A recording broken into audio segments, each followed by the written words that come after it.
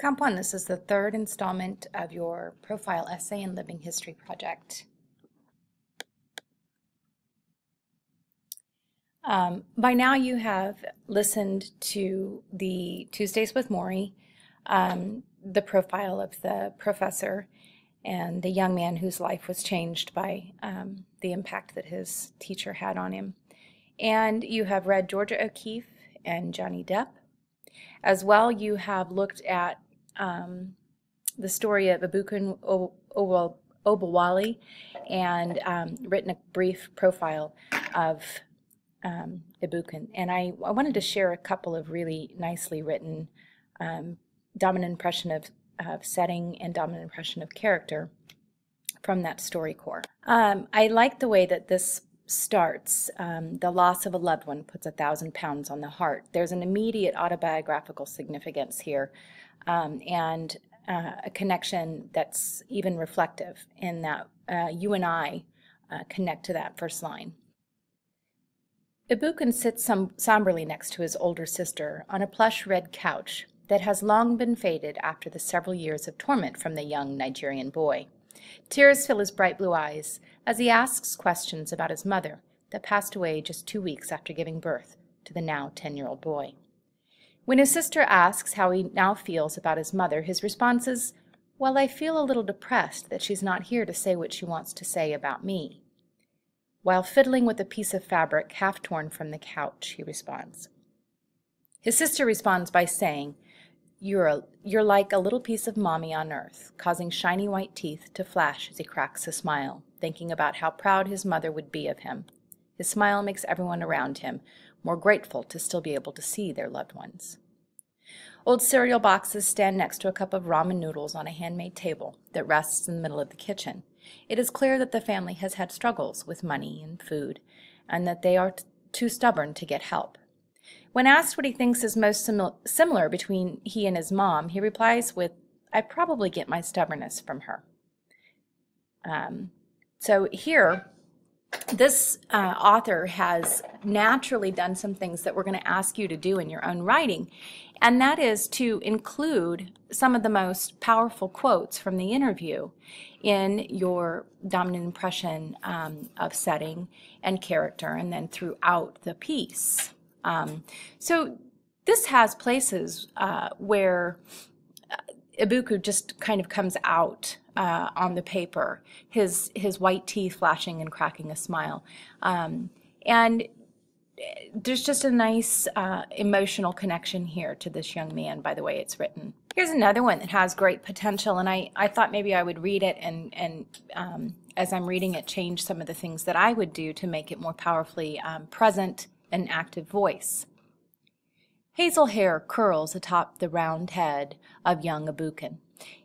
Wearing a pure white polo with 3 buttons, only 2 are attached.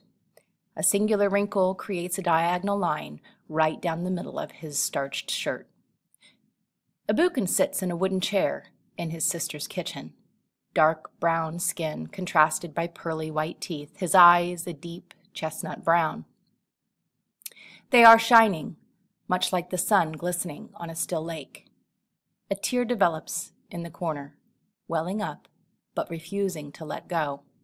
His stout little nose, that rounds near the bottom, clings to his round, chubby, boy-like face. His plump pink lips quiver, but he holds a strong upper lip. He must not cry. Chubby cheeks show that this is still a young boy. So that's what I would do to kind of create more of an immediate dominant impression that gives us the great description here that just changed slightly, makes it present tense. You practice saying how to write a profile. We have a couple more assignments that you will continue practicing. One of the things that I encourage you to do is go back to the Johnny Depp piece and to the Georgia O'Keeffe and to Tuesdays with Maury, and to look at how the author switches between the past and present tense structures. How, when describing character, very often it's immediate present tense active voice as if they're sitting right there. And same with the dominant impression of the setting. Very often that setting is, again, as if the interview is taking place right there in the immediate present tense. And then the author finds ways to change the tense structures when reflecting on the character's past or what has happened or what has shaped them. And then you hear more of a past tense that kind of delineates now and then.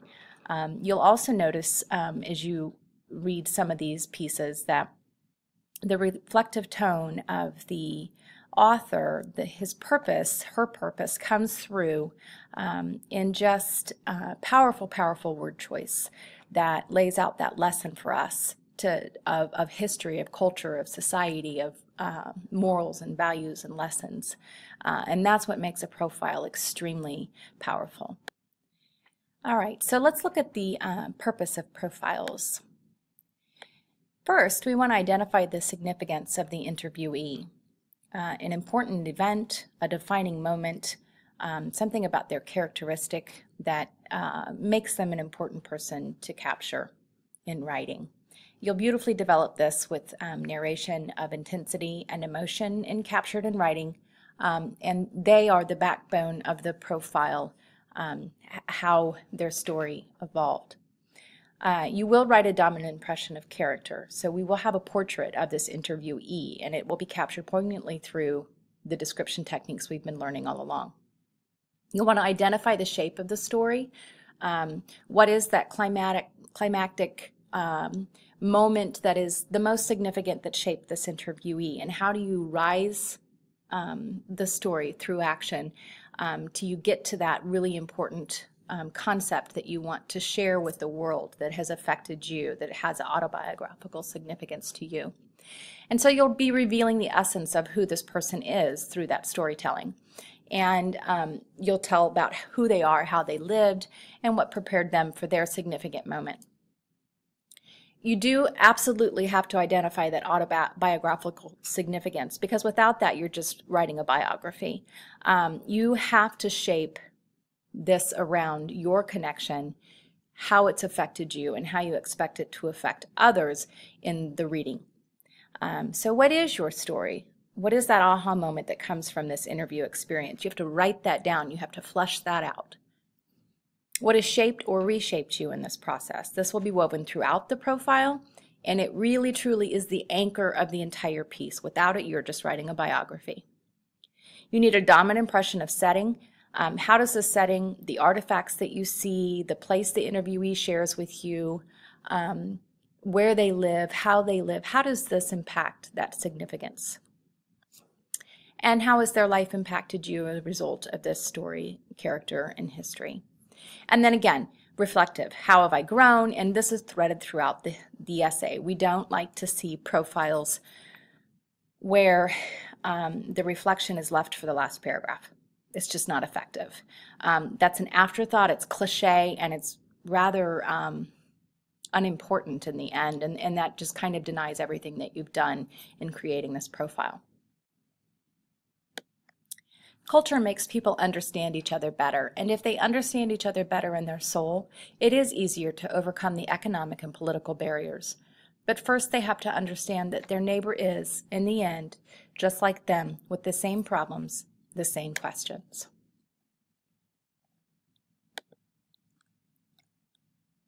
Okay, so as you are thinking about your interviewee, you have to choose your subject very carefully. And we encourage you to think about nursing homes.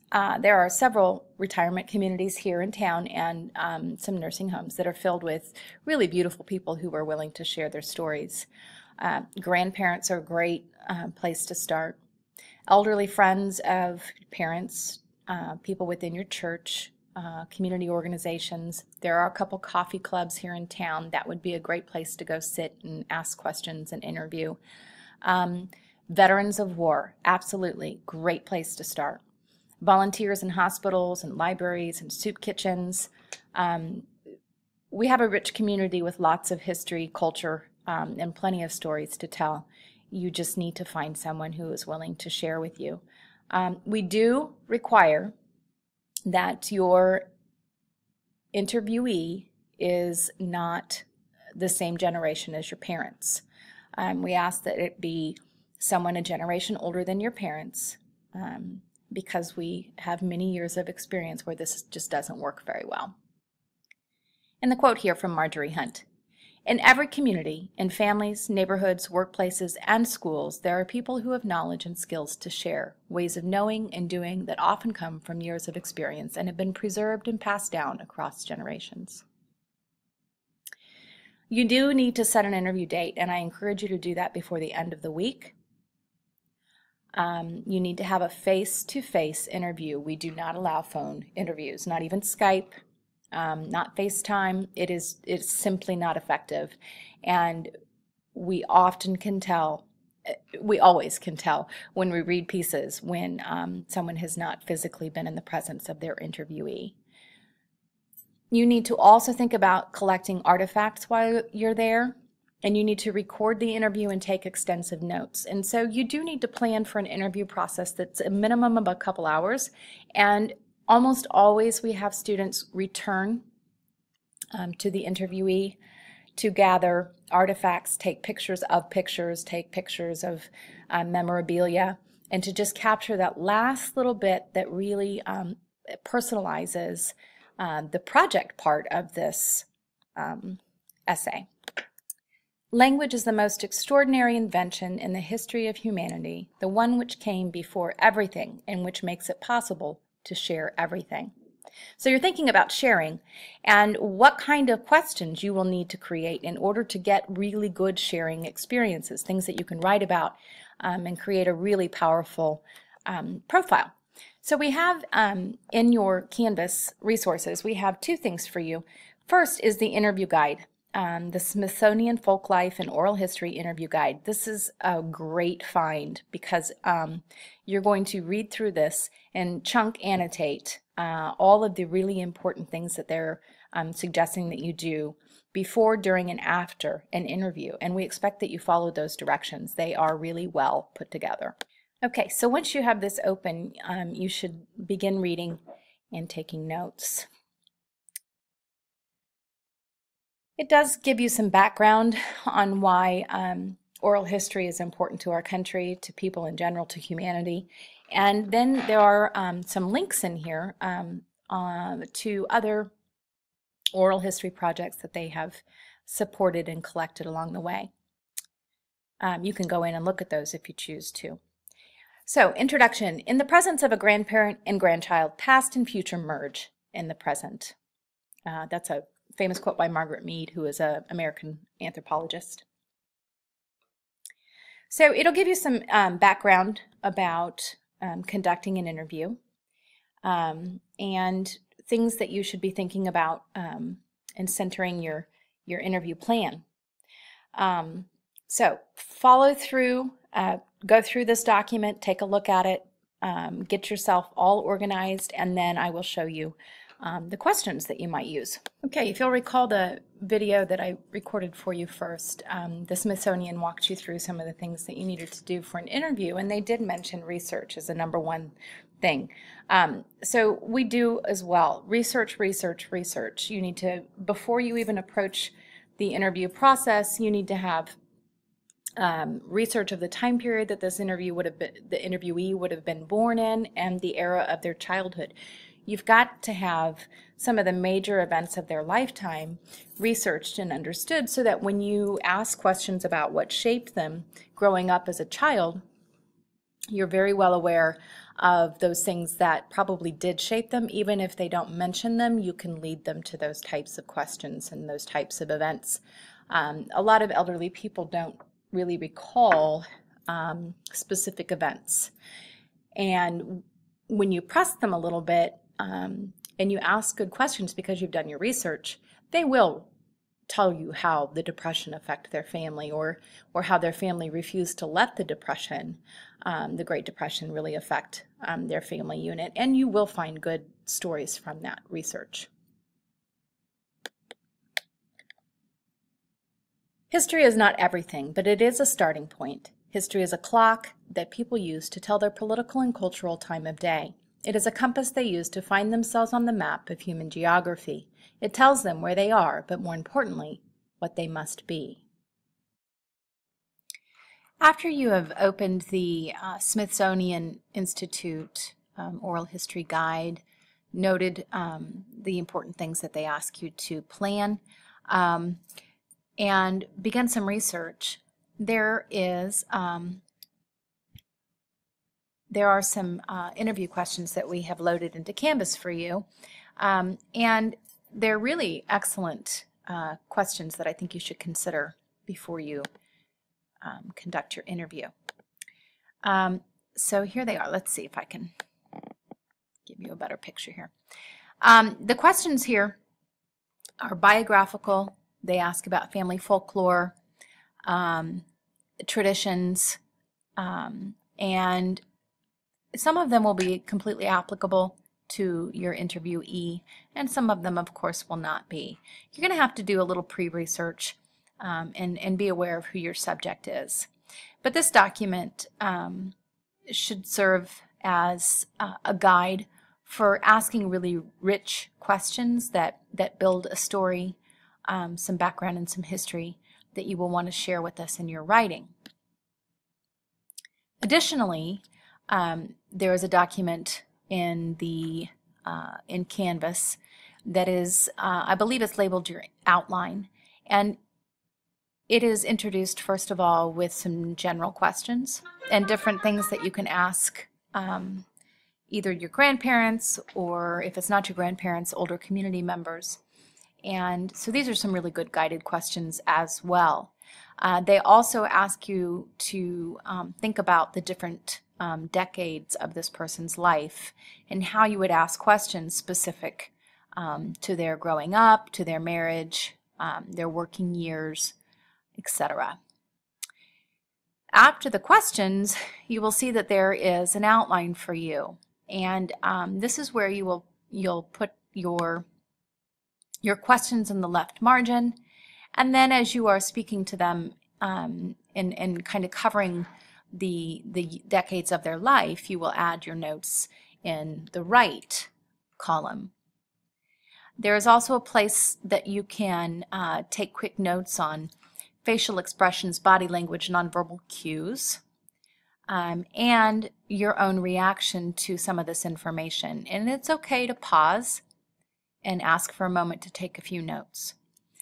There's also a place for reminding you that you need shared artifacts, pictures, mementos from this time period in their life. There is a section then that asks you to document the historical events. This is the place where you would do your pre-research.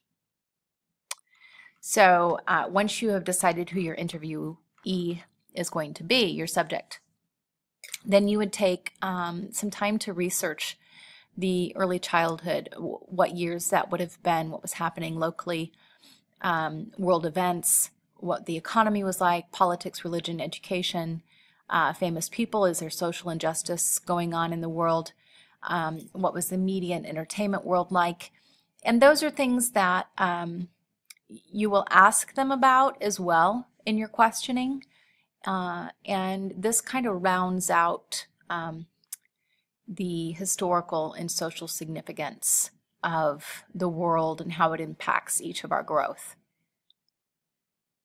Okay? And then you move on from early childhood to adolescence. You would research their adolescent period, their junior high, early teen period, historically what was going on in their lifetime. And as you are interviewing the older generation, you're going to find that that is a pretty significant time period. There was a lot of world events in their junior high and adult years, and even in their early childhood, the Great Depression was often something that they will refer to. And so you'll continue through adulthood.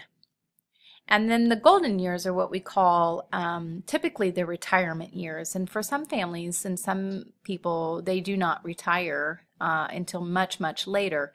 But the golden years are typically after children have left the nest, and there's a refocus on the important things outside of family. And there are some other guiding things to think about as well at the bottom of that document. As mentioned before, the first part of your interview is really specifically the questions that you ask, and very often you might need to go back and gather more things, artifacts to share.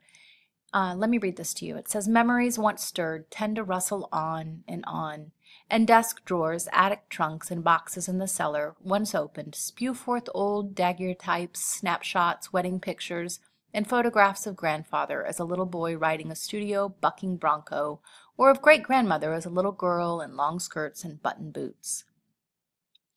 The first sessions had better take place around the biggest table in the house, where everyone can see the evidence assembled, the family Bible with its record of births and deaths, the old marriage lines, the faded passports that meant freedom and a new life for one set of great-grandparents, the old address books that tell where everyone lived a generation ago, the tags still attached to old luggage, the letters from relatives who moved away across the continent.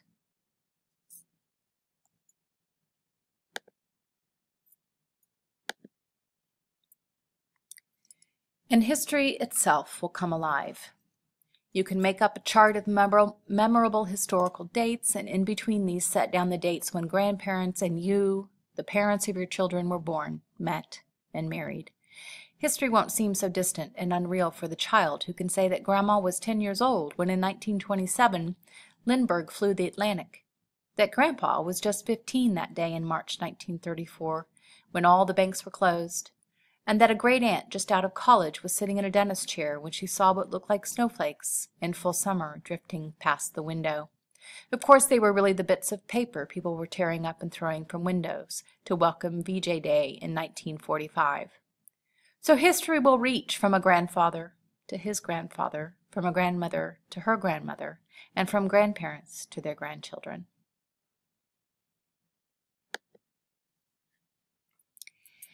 After you have concluded your interview, the oral history guide tells you that it's time to reflect. And now that you've given your tradition bearer time to reflect on his or her past, it's time for you to do the same. And there are some questions here that you should come back to when you are finished with your interview process. And we really encourage you post-interview to immediately take time to reflect.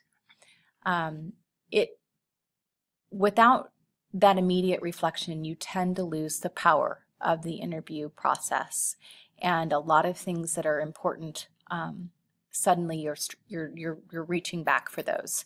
So you're looking for that aha moment in the middle of that interview. You are writing about how this moment impacted you personally. We ask that you write for about 20 minutes reflectively. And look for something specifically within that entire interview process that really emotionally moved you, and see if you can make that the thread throughout your writing process. I'm also asking that you look for the moral lesson. How does the story of this person, their significant event, how does this story, as it has impacted you, also turn around and become an incredibly important lesson for the community? How do you share the legacy of this person and the vision that they have given you as you continue into the future? And this is really important as you build a beautiful profile essay. Once you've completed the interview by the 10th of October, you only have a few days to write the entire thing. You cannot let it sit. You will lose things in the distance from this piece. So get started. We look forward to reading your work.